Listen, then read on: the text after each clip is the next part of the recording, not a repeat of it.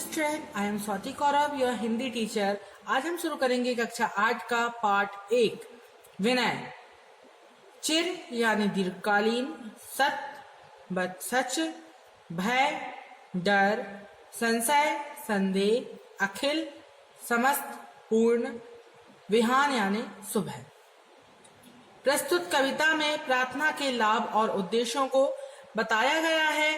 हर शुभ काम में सबसे पहले हम भगवान की प्रार्थना करते हैं, जिससे हमारा मन शुद्ध होता है और हमारे अंदर सद्गुणों का विकास होता है। अब हम पढ़ेंगे कविता। जगजीवन में जो चिर महान, सौंदर्यपूर्ण और सत्य प्राण, मैं उसका प्रेमी बनूं नाथ, जो हो मानव के हित समान। इस पंक्तियों में क्या कहा है कि जगजीवन में जो दीर्घकालीन जगजीवन है, हमारा लंबा जो जग जीवन है, इसमें क्या होना चाहिए? सौंदर्यपूर्ण होना चाहिए। और इसमें क्या होना चाहिए? जो प्राण है वह सत्य होना चाहिए, यानी जो प्राण है मतलब हमारी जो शरीर है, इसमें आत्मा है, इसमें क्या होना चाहिए? सच होना चाहिए। और मैं उसका प्रेमी मतलब मैं उसका इस संपूर्ण संसार का ऐसा प्रेमी बनूं जो कि मानव के हित में हो। दूसरी पंक्तियां पढ़ेंगे हम। जिससे जीवन में मिले शक्ति, छूटे भय संशय अंधभक्ति, मैं वह प्रकाश बन सकूं नाथ, मिल जाए जिसमें अखिल व्यक्ति।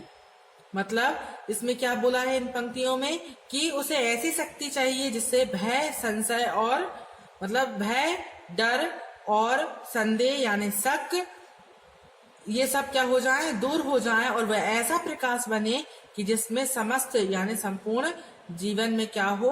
उसको बहुत सारी ऐसी शक्ति मिले और ऐसा वह व्यक्ति बन जाए। फिर है हमारी तीसरी पंक्तियां। पाकर प्रभु तुमसे अमरदान, करके मानव का परित्राण, ला सकूं विश्व में एक बार, फिर से नवजीवन का मिहान। वह ऐसा बोल रहा है कि मैं प्रभु आपसे इस तरह का अमरदान पालूं, मुझे ऐसा अमरता का दान दे दीजिए जिससे मैं मानव का हित कर सकूं और विश्व में ऐसा नवजीवन ले आऊं, ऐसी सुबह लेके आ जाऊं जिसमें समस्त उसके जो समस्त संसार इसमें सद्गुणों की बाहर आ जाए, लाभ और उद्देश्य हो जाए, उसको मिल जाए। ऐसी वह बालक प्रार्थना कर रहा है। ये इसके कवि हैं सुमित्रा नंदन पंत। ये कविता सुमित्रा नंदन पंत ने लिखी है। अब हम देखेंगे इसमें अभ्यास। सबसे पहले पाठ ज्ञान में मौखिक प्रश्न। जैसे पहला प्रश्न है, कवि ईश्वर से क्या कहना चाहता है? कवि ईश्वर से क्या कहना चाहता है? कवि ईश्वर से मन शुद्ध करने का कह रहा है या कहना चाहता है। कवि ईश्वर से मन शुद्ध करने का कहना चाहता है। कवि विश्व में क्या लाना चाहता है? कवि विश्व में नवजीवन लाना चाहता है। कवि विश्व में नवजीवन लाना चाहता है। अब इसके बाद में हम देखेंगे लिखित प्रश्न। लिखित प्रश्न में सबसे पहले हमारे बहुविकल्पीय प्रश्न आएंगे। सही उत्तर पर सही का चिन्ह लगाइए। तो पहला प्रश्न है हमारा, कवि किसकी प्रार्थना कर रहा है? तो कवि ईश्वर की प्रार्थना कर रहा है, ईश्वर पे टिक लगाएंगे। फिर दूसरा प्रश्न है, कवि विश्व में कैसा सवेरा लाना चाहता है? तो जो शांति से परिपूर्ण हो, जिसमें प्रेम का वास हो। और थर्ड है उपर्युक्त दोनों। तो इसमें हम लगाएंगे उपर्युक्त दोनों, क्योंकि वह शांति भी चाहता है और प्रेम भी चाहता है। फिर है तीसरा प्रश्न, प्रभु से अमरदान पाकर कवि क्या करना चाहता है? प्रभु से अमरदान पाकर कवि क्या करना चाहता है? तो पहला है इसका ऑप्शन है सभी की भलाई, सभी जीवों पर दया, उपर्युक्त दोनों। तो क्या आएगा इसका आंसर? उपर्युक्त दोनों, क्योंकि वह सबकी भलाई भी चाह रहा है अमरदान पाकर और सभी जीवों पर दया भी चाह रहा है। इसके बाद आता है हमारा रिक्त स्थानों की पूर्ति कीजिए। तो जिससे खाली स्थान में मिले शक्ति, खाली स्थान संशय अंधभक्ति। तो पहले खाली स्थान में क्या आएगा? जीवन। फिर यहाँ आएगा छूटे, फिर आएगा भय, मैं वह प्रकाश खालिस्तान नाथ, मिल जाए खालिस्तान व्यक्ति। तो फिर क्या आएगा? मैं वह प्रकाश बन सकूं नाथ, मैं वह प्रकाश बन सकूं नाथ, मिल जाए जिसमें अखिल व्यक्ति, मिल जाए जिसमें अखिल व्यक्ति। उसके बाद दी गई पंक्तियों का भावार्थ अपने शब्दों में लिखिए। ये आपका होमवर्क है, ये आपको करना है। फिर हम आते हैं यहाँ भाषा निम्नलिखित प्रश्नों के उत्तर दीजिए, जिसमें आते हैं हमारे लघु उत्तरीय। हम देखेंगे निम्नलिखित प्रश्नों के उत्तर दीजिए। तो सबसे पहला प्रश्न है हमारा, कवि मानव हित के लिए क्या करना चाहता है?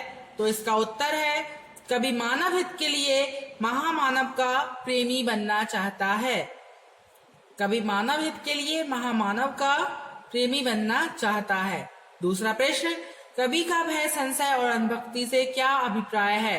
तो आंसर है इसका, कवि का भय, संशय और अंधभक्ति का अभिप्राय अंतरात्मा से है, जिसमें वह ईश्वर से प्रार्थना कर रहा है कि मैं ऐसा प्रकाश बनूं जिससे यह सब दूर हो सके। तीसरा प्रश्न, कवि ईश्वर से अमरदान क्यों मांग रहा है? कवि ईश्वर से अमरदान इसलिए मांग रहा है ताकि वह मानव की पूर्ण रक्षा कर सके। फिर है चौथा प्रश्न, कवि का मानव के परित्राण से क्या तात्पर्य है? तो कवि का मानव के परित्राण से, इसका उत्तर है, कवि का मानव के परित्राण से तात्पर्य उसके पूर्ण बचाव से है। अब हम देखेंगे भाषा ज्ञान। भाषा ज्ञान में पहला प्रश्न है, निम्नलिखित शब्दों के पर्यायवाची शब्द लिखिए। स्वामी का होगा नाथ, अमृत का होगा पीयूष, मानव का होगा मनुष्य, विहान का होगा सुबह या भोर।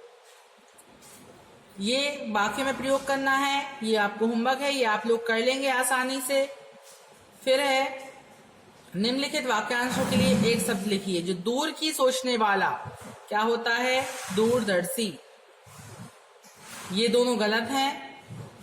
फिर कविता करने वाला कवि। इसके बाद है निम्नलिखित उपसर्गों का प्रयोग कर नए शब्द बनाइए। परि, उपसर्ग लगाना है तो क्या आ जाएगा? परित्याग, परित्राण। सा उपसर्ग लगाना है, सरस, सहृदय।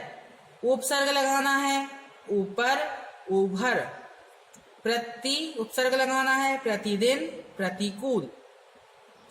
ये था बेटा हमारा आज का पहला पाठ, ये खत्म होता है। धन्यवाद।